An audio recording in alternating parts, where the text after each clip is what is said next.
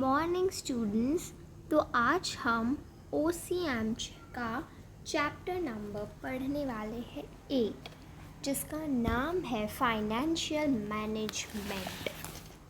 ये 12th standard का chapter है, तो आई होप कि मैं आपको अच्छे से समझा पाऊँ। इसीलिए आप अपनी टेक्स्ट बुक खोल दो। अगर आपको नोट्स चाहिए तो मैंने यहाँ पे अच्छे से लिख के प्रोवाइड किया है, लेकिन ये मैंने अपने ओन वर्ड्स में लिखा है। मैं आपको प्रॉपर्ली समझा दूँगी जिससे आप भी अपने ओन वर्ड्स में लिख पाओ। ठीक है, तो हम सबसे पहले डेफिनेशन से शुरू करते हैं। तो डेफिनेशन के लिए मैं एक काम करती हूँ, पहले एक अच्छा सा कलर सेलेक्ट कर देती हूँ पेन के लिए। तो हाँ, रेड कलर परफेक्ट है। Okay,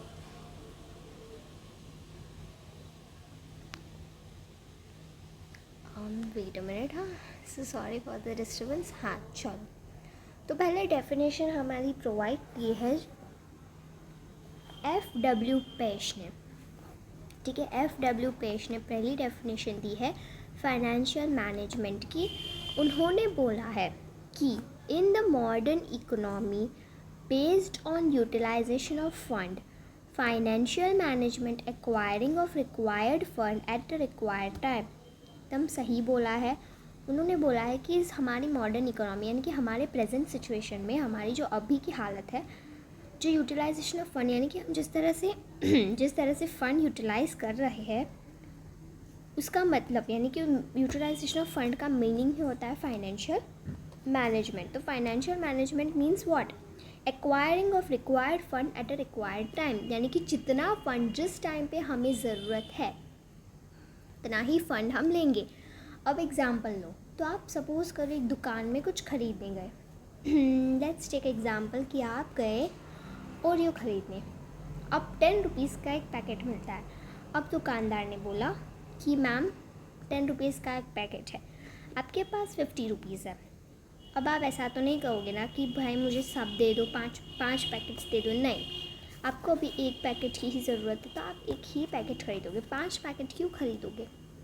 right. तो हमें रिक्वायर्ड फ़ंड यानी कि कितना, एक ही पैकेट चाहिए। Required fund is a packet and at a required time, यानी कि कितने टाइम, यानी कि उस वक्त में मुझे सिर्फ एक ही पैकेट चाहिए, तो मैं एक ही लूँगी।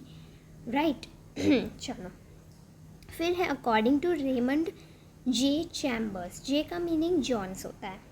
ठीक है, ये डेफिनेशन थोड़ी इम्पॉर्टेंट है, तो ये ज़्यादा अच्छे से कर देना।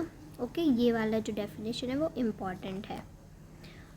So, to take decision about financial matters, to implement them smoothly and to review them.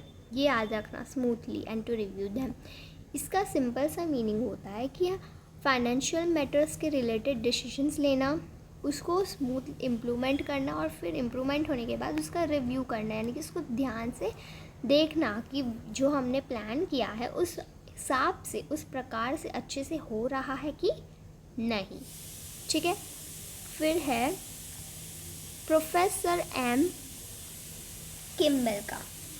उन्होंने बोला है कि acquisition of fund, its optimum utilisation and its appropriate allocation. उन्होंने बोला है कि यहाँ पे ना फाइनेंशियल मैनेजमेंट लिखना मत भूलना, ये मैं भूल गई थी लिखना।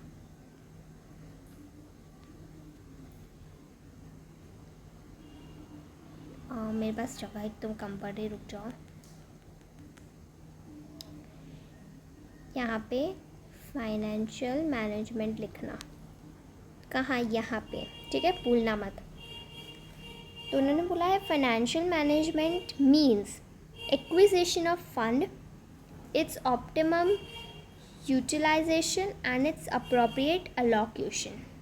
ठीक है, मतलब वही ऊपर वाली ही बात है, ये वाला right fund eight right time, यही बात नीचे की है, बस उन्होंने अपने वर्ड में की है। ठीक है, तो अब हम कैरेक्टरिस्टिक्स की ओर बढ़ते हैं। तो हमारा पहला कैरेक्टरिस्टिक्स है ब्रांच ऑफ मैनेजमेंट। देखो ये आ सकता है, देखो जैसे प्लानिंग और ये सब है ना, planning is the brain of management. फिर वो why planning is the father of controlling and why controlling is the son of planning, ऐसा सब कुछ आता है ना, एक्सप्लेन। तो इसमें भी ये आ सकता है कि ब्रांच ऑफ मैनेजमेंट एक्सप्लेन। देखो मेरे हैंड राइटिंग में पंच है ना, मेरी हैंड राइटिंग बहुत ही ज़्यादा गंदी है, ठीक है। चलो, तो financial management is a branch of management which include functions of planning and controlling, वही बात हुई, which include the function of planning and controlling for the use of finance. Finance का इस्तेमाल करने के लिए हमें क्या चाहिए, हमें प्रॉपर प्लानिंग चाहिए, और प्लानिंग होगी तभी हम कंट्रोल कर पाएंगे। तो सिंपल सी बात है, it is a branch because it include the functions of planning and controlling for the use of finance. Simple, ठीक है। सेकेंड पेज की ओर बढ़ते हैं। ओके, चलो, वाइडर स्कोप। तो इसमें बोला है कि the financial management scope is wider. Financial management का जो स्कोप है वो बहुत वाइड होता है। क्यों वाइड होता है? क्योंकि पहले तो we decide, financial managers decide करते हैं कितना फाइनेंस, कितना मनी, कितना पैसा उनको रिक्वायर्ड है, और उनको कहाँ से लाना है वो पैसा, कहाँ इन्वेस्ट करना है, ये सब डिसाइड करना पड़ता है, राइट। ऐसे ही थोड़ी ना पैसा मिल जाता है, पहले सोचना पड़ता है ना कि पैसा कहाँ से आ रहा है, कितना पैसा चाहिए, कितना पैसा हमें उसमें से इन्वेस्ट करना है, कितना पैसा हमें बचा के रखना है, वो सब सोचना पड़ता है, इसलिए उसको बोलते हैं वाइडर स्कोप। फिर है बेस ऑफ मैनेजमेंट। तो manager take decisions with taking finance as a base. ये आ सकता है कि why finance is the base of managerial decision.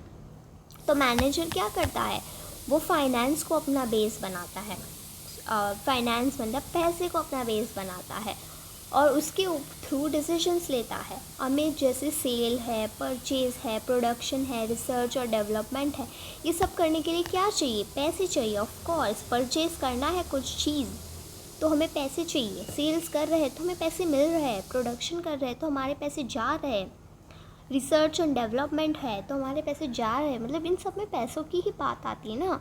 तो इसीलिए जो मैनेजर है वो क्या करते हैं, वो बेस रखते हैं किसको, फाइनेंस को, और उसी के थ्रू उसी फाइनेंस, उसी पैसे को बेस रखते वो डिसाइड करते हैं कि आगे क्या करना है, कितना परचेज़ करना है, कितना पैसा है, उस ऊपर से हम डिसाइड करेंगे कि कितना परचेज़ करना है, ठीक है। सेल्स कितना किया तो कितना पैसा आया, ये सब डिसाइड करते हैं, ठीक है।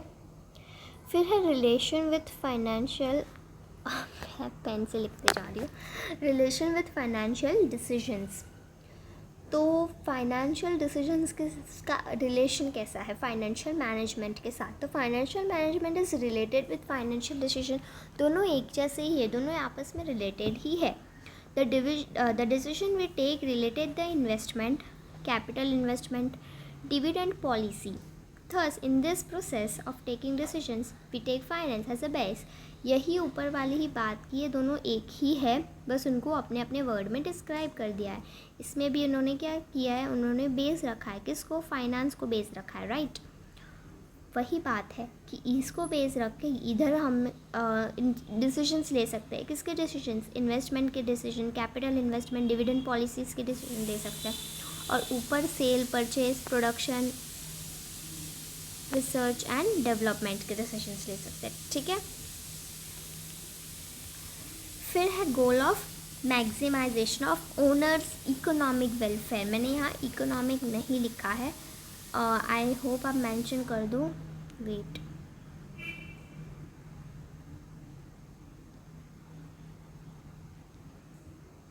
एक्चुअली काम नहीं कर रहा है मेरा,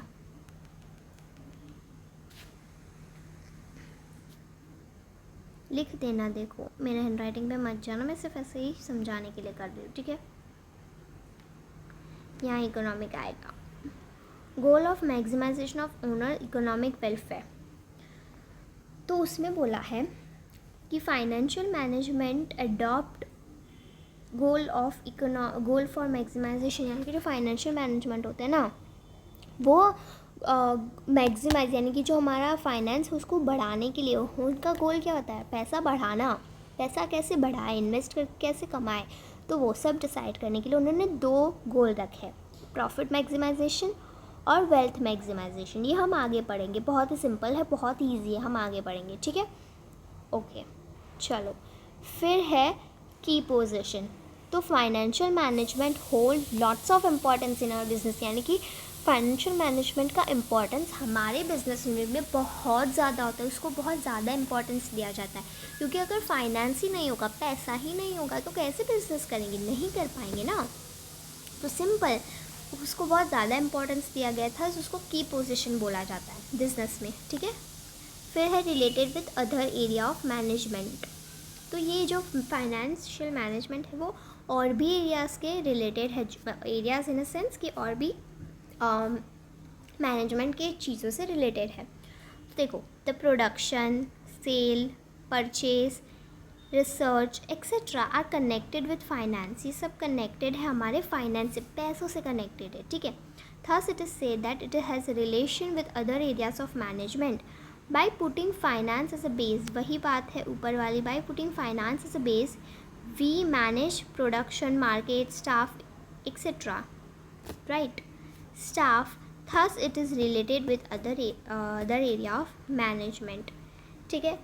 अब देखो, उसके बाद है डिवीजन इनटू 2 पार्ट्स। तो जो फाइनेंशियल मैनेजमेंट है उसको 2 पार्ट में डिवाइड किया है। पहला है फिक्स्ड कैपिटल और दूसरा है वर्किंग कैपिटल, ठीक है, याद रखना। फिक्स्ड कैपिटल और वर्किंग कैपिटल ये थोड़ा इम्पॉर्टेंट वाला है, ठीक है। सो आई होप आपको कैरेक्टरिस्टिक्स समझ आ गए हो। आप कैरेक्टरिस्टिक्स के बाद हम नेक्स्ट वीडियो में पढ़ेंगे ऑब्जेक्टिव ऑफ फाइनेंशियल मैनेजमेंट, ठीक है। क्योंकि वीडियो बहुत ज़्यादा लंबी बन रही है और मेरे फ़ोन में उतनी स्टोरेज नहीं है, तो मैं ज़्यादा वीडियो नहीं बना पा रही हूँ, इसलिए मैं सिर्फ 15 मिनट्स की वीडियो बना सकती हूँ। तो मैं एक वीडियो पोस्ट करने के बाद उसको डिलीट करके नई वीडियो बनाऊँगी, ठीक है। कल तक आपको डेफिनेटली वो वीडियो मिल जाएगा। तो आई होप आपको अच्छा लगा हो ये, और बस ऐसे ही फिर देखते रहिए। Okay, thank you so much. And अगर आप चाहते हो तो मैं आपको नोट्स भी प्रोवाइड कर दूँगी, ये सारे जो मैंने अपने लिखे हैं, ठीक है। चलो, थैंक यू, बाय बाय।